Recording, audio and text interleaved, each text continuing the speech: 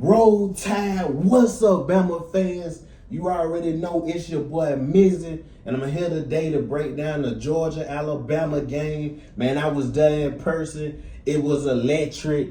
Man, it was a great crowd environment. Crowd was loud. Man, me and my homeboy, he's a Georgia fan. We got there probably maybe 4 hours before the game. Went to a bar a little bit. Walked down to the stadium, got in the stadium probably maybe a couple hours before the game started to get seated. Man, it was a great one. I kept telling people, everybody was leaving this team for dead. But me, I was calm. I watched the ULM game. I watched the Wisconsin game. And yes, I know the talent level Alabama was supposed to beat them.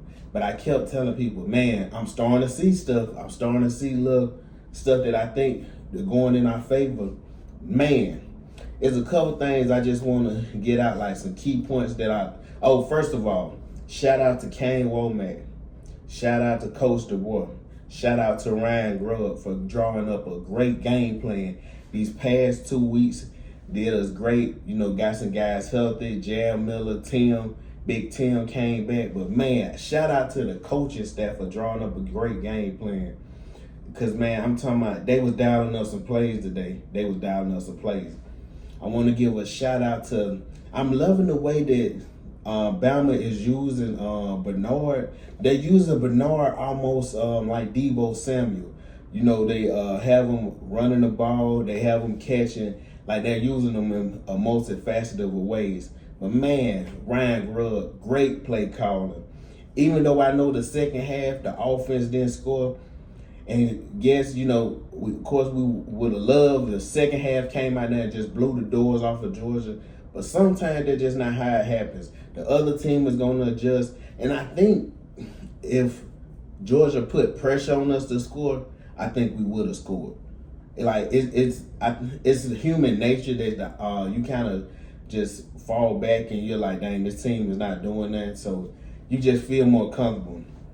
But anyways, man, like I said, shout out to the coaching staff and shout out to my quarterback, Ty Simpson. Man, everybody was after the Florida State game. We was looking like, me, myself included, we was looking like, man, I don't know if this kid got it, man. He fought back, didn't put his head down, just did the work. Came in, man, look, what they was doing to the crowd. Put the crowd on notice that Ty Simpson is here. And I told people, his legs would be a key thing to this game, and he's very accurate. When Ty Simpson has a clean pocket, and matter of fact, rewatching, because of course, you know, watching the game, I love watching the game in the stadium, but there's some stuff you miss just because, like I said, you know, you're not watching on TV. But watching it, I rewatched the game, like I said, on TV, and rewatching the game, I started saying like, dang, you know what? I thought that Ty Simpson had a clean pocket all night, but it was times that Georgia actually got there, and he's, you know, like the first drive, I think, it was like a 3rd and 10. He takes off, gets a first down. It was times that the pocket is collapsing around him. He's moving in the pocket. He's stepping up. He's, like I say, still keeping his eyes downfield. Ty Simpson played great, man. That guy played his ass off this game. Hey, I want to give a shout out to Caden Proctor. Everybody, since he got to Alabama, all we hear is talent-wise, this guy is a top 10 pick.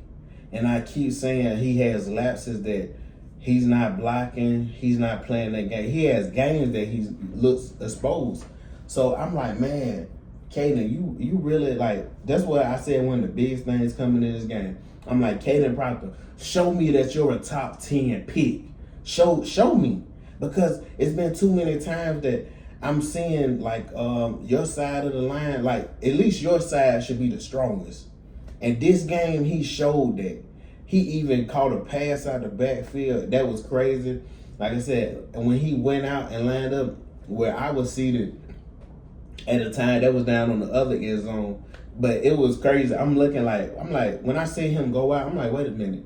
Is Caden Proctor out there? And then I think Bernard motioned in, And I'm thinking like, man, they finna just do it. He just over there. But no, they throw the ball to him. And he almost got the touchdown. Man, I wish he would have got the touchdown. But I think they may do something again this season. Because Ryan Grubb, and see, I'm not a person who even likes, trick plays or gadget plays, however you want to call it, really. But if you could get the defense surprised, like I said, do it. But man, this game, man, I really loved it. It was a lot of stuff to like from Alabama. And I still think if I was doing a scale and it was like the 10 is the best we could play, I think this was probably a 6. The first half probably would have been an 8. But for the complete game, probably a 6. But man, and then I kept telling people, that's why I'm loving seeing the team growing. I'm like, this defensive backfield should be one of the tops in college football. This wide receiver group is the most talented in college football. You seen some of that. You seen Isaiah Horton. You seen Ryan. You seen Brooks. Man, you seen Bernard. But then wasn't the crazy things, like I say, Ryan Williams, man, you got to get them drops under control, man. You got to get them drops under control. One thing I do like about Ryan, though, he didn't let that drop take him out the game. Like I said, he dropped the pass, but later on in the game, I think it was third or fourth quarter, he caught a pass and got rocked, and then he didn't drop that one. Sometimes it's weird with wide receivers. Sometimes you will drop the one that's wide open. It's almost like a shooter in the NBA. Sometimes, like J.R. Smith, sometimes you'll miss the wide open shot, but the guy that's dead on you, for some reason, you'll shoot it and make that one. But anyways, man, give a shout out to Edric Hill. He had a sack and a half this game. Like I said, man, shout out to my dog. This right here is my favorite player right now, Bray Hubbard. Bray Hubbard playing his tail off. I think he had about 5 tackles, forced a fumble. In the Wisconsin game, he had 2 interceptions. Man, this guy, he got his nose around the ball every play. Every play, you're seeing Bray Hubbard get in there. Ever since that Florida State game, and people said, man, he's not rushing to the ball. He's not playing, man. They lit a fire under that guy, and I love it. I'm loving everything I'm seeing from this team. This team, like I said, it's still a lot of football to be played, guys. But this team, they're moving, they're progressing. I'm loving everything I'm seeing. But man, and like I say, I know Georgia fans are upset. They like, damn, man, why can't we beat this Alabama team? Man, sometimes people just got your numbers, guys.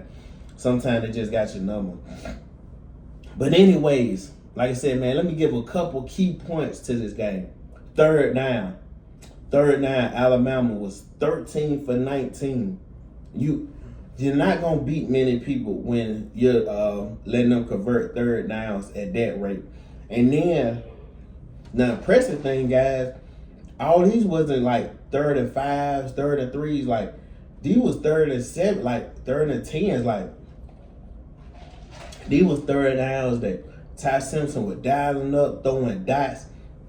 Man, go back and look at some of those. Ty Simpson was throwing dots. He was throwing dots out there, man. But anyway, like I said, the third down was one of the key points. 13 for 19. Georgia, on the other hand, third down was 2 for 8.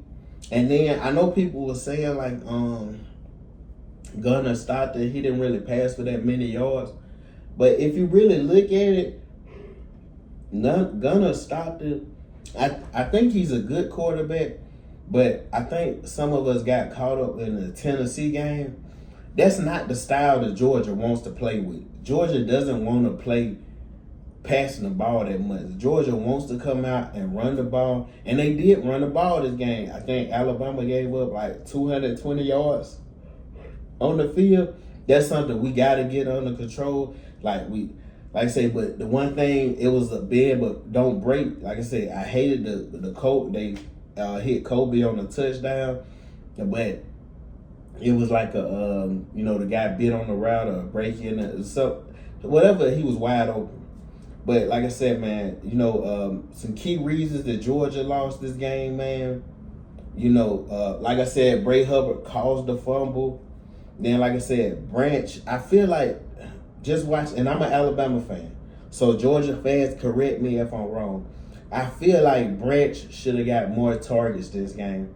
When I looked up the stats, I seen he got 7 targets. In a game like this, you got to go out with your best player.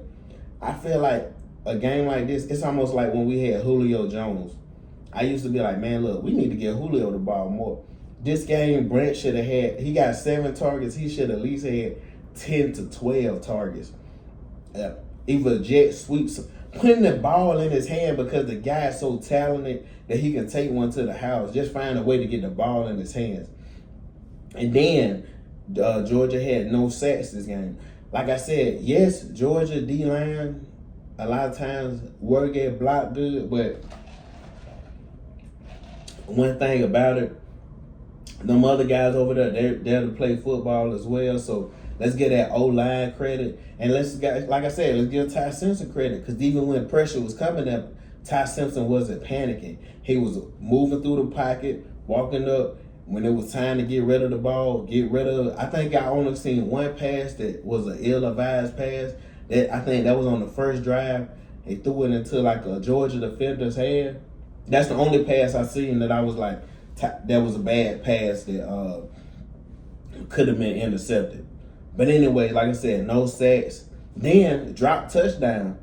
Gunner put it dead in. I don't know the guy's name. I can't remember. I think my homeboy said he was a freshman. He put it dead on him. You gotta catch some passes. In game this big, you're not gonna get as many as that. Like the one Ryan dropped earlier, a lot of times them would have came back to bit you because, like I said, man, you gotta catch them in. You just got to. But another thing that I took from this game, man, really watching this game, guys, it had me start thinking like, man, I don't know if there'll be any more dynasties in this form of college football. Follow me here. Because I was thinking, I'm like, man, with, like I say, of course, Alabama always will be talented.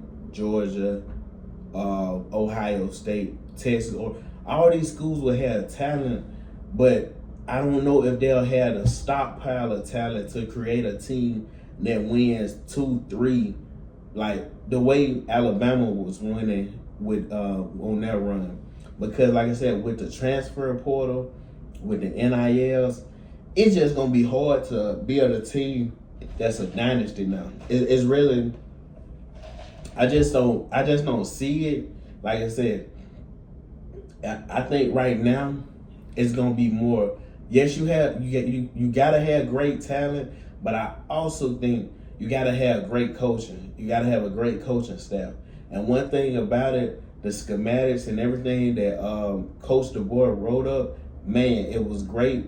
And I really like Coach. Like I said, I've got used to Coach DeBoer demeanor. I know everybody, when Saban left, we was used to the rah-rah guy, He always was like real animated on the sideline. And sometimes Coach get like that, but for the most time, he's most reserved. You listen in the press conference, he's real strategic. He's like, man, look, attention to detail. You do your job, do this, that. But anyways, man, like I said, Coach DeBoer did a great job. And like I said, man, Georgia don't have nothing to hang their head about. They played a great game. Like I said, yeah, it was a 24-21 game. Like, you played good. Like I said, it's just winning your day.